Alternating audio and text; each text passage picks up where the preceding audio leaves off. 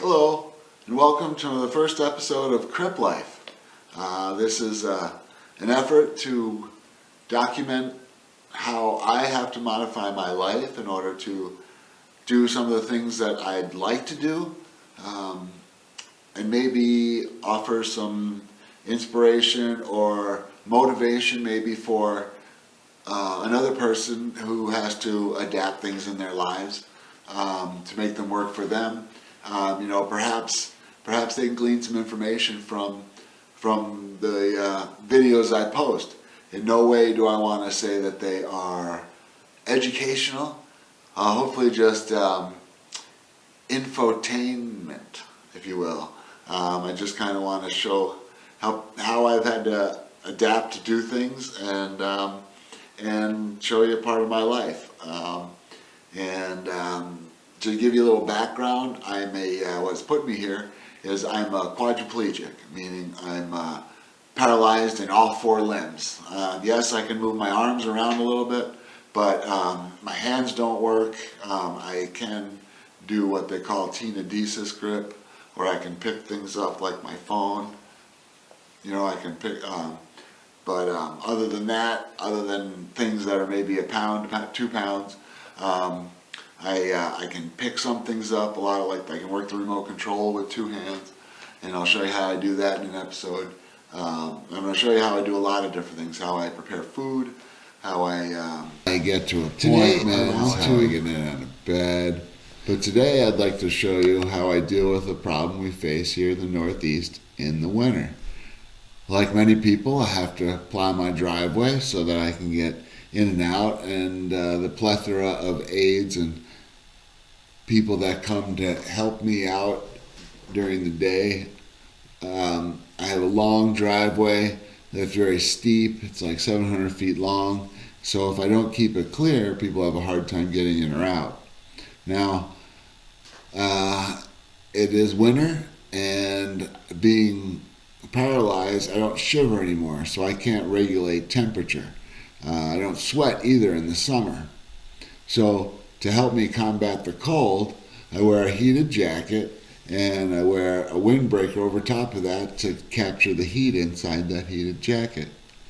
Now, my son Gibson is going to help us get into the heated jacket, and this plugs into the 12-volt outlet on the dashboard of the Rhino. This is a nice jacket. I can't get into or out of clothing. I have an aide in the morning that helps me get dressed, and an aide at night that helps me get undressed and into bed.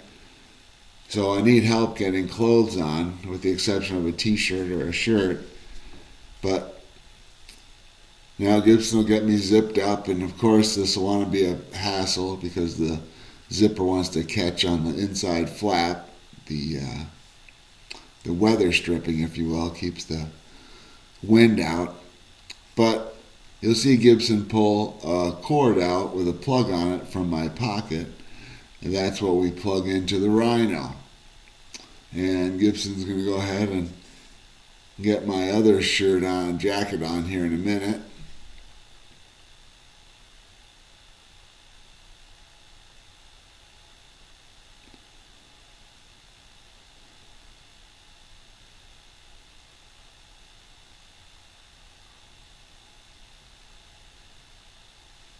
Surprisingly, this keeps me very warm. I don't even need to wear gloves, as it keeps my arms warm enough that the blood pumping through my hands stay warm enough. Now, to be fair, I can't feel temperature anywhere below my injury, which starts at the level of my chest and works its way down. On the heel of my right palm, I can tell a little temperature, but fortunately, unless I'm freezing, everything works out okay.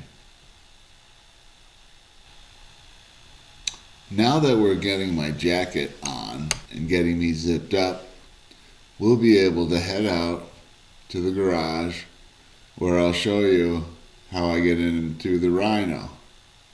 You'll notice there's a blue sling underneath me. And that's what we use to hook up to the Hoyer lift, which you'll see here in a minute. And that allows me to be lifted up and moved into the Rhino.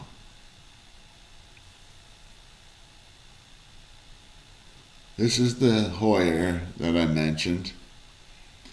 And first we get the bottom loops over the hooks. And then Gibson will pump it up a little bit so that we can get the hooks closer to the top loops. As you'll see, it traps me right in there.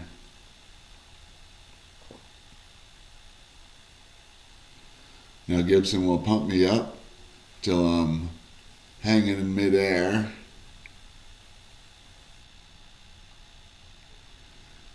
Now that I'm all the way up in the air, Gibson will slide me into the Rhino. However, the Hoyer does not lift me up perfectly and still allow us to get in underneath of the roof. So Gibson has to shove me over the bolster. As this is a racing suspension seat, it has excellent lumbar and bolster support. And we have to get me finagled down and around and underneath the steering wheel. And you'll see Gibson will have to pick my legs up and push them underneath of the steering wheel so that they're not in the way. Now back in the day, I never minded being very tall, 6'3", but now it can make for some difficulty getting in and around some things.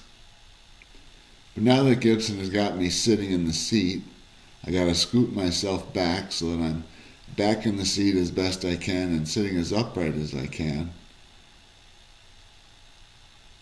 So now Gibson can help hook up the 5-point harness. You'll see that there's a lap belt, and this lap belt makes up 2 points of contact, and there are 2 shoulder straps. However, I don't wear them over the shoulders.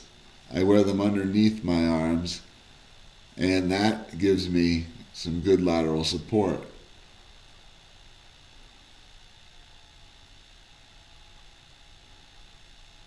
Now once Gibson has them all pulled, he'll grab the last and 5th point of contact, and that is the submarine belt, which comes up between my legs and keeps me from sliding forward. Now there's a central latch that connects all 5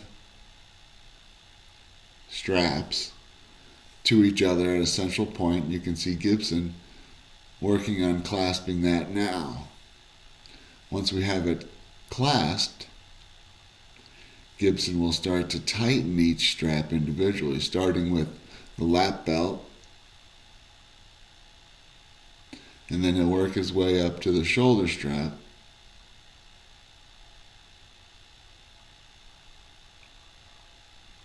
You'll notice I have pretty aggressive tires on this, as I not only use it for plowing, but I also use it to mow my lawn in the summer. I pull a pull-behind mower, and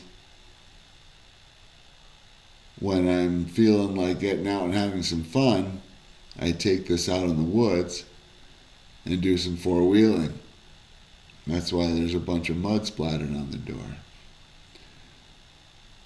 Now, we've just about got them cinched down, and now there's one last belt that I use, and that's a chest belt, which keeps me sitting upright.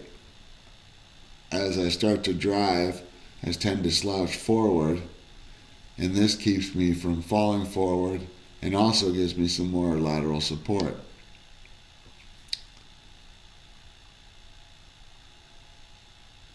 And this keeps me buckled in pretty good.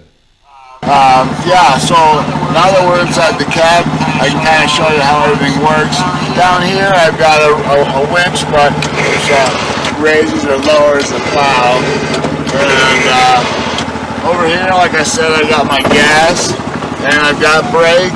And this is the tri-pin I was telling you about that I can get my hand into.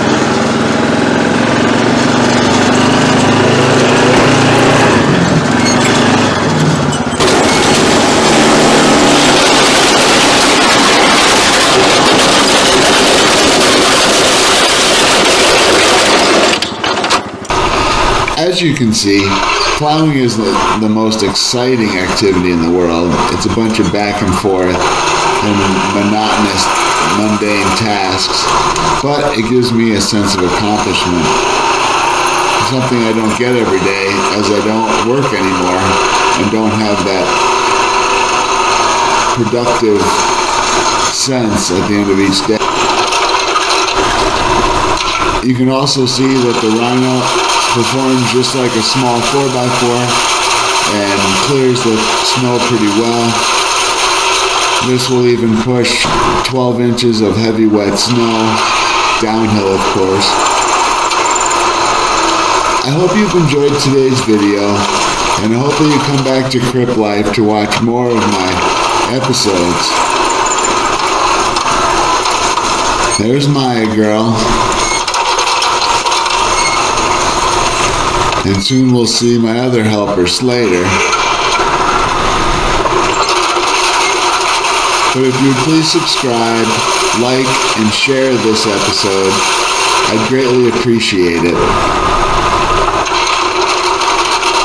You can contact me at One Hip Crip and Crip Life on YouTube.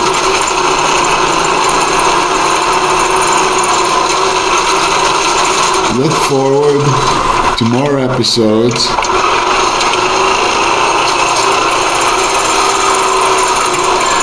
Keep on keeping on. If you like this video or are interested in finding out more about me, tune in Friday nights, Eastern Standard Time, on the WRAQ app on your phone, and hear my radio show, The Hip Crips Music and Porn. I think you'll enjoy it. Thank you.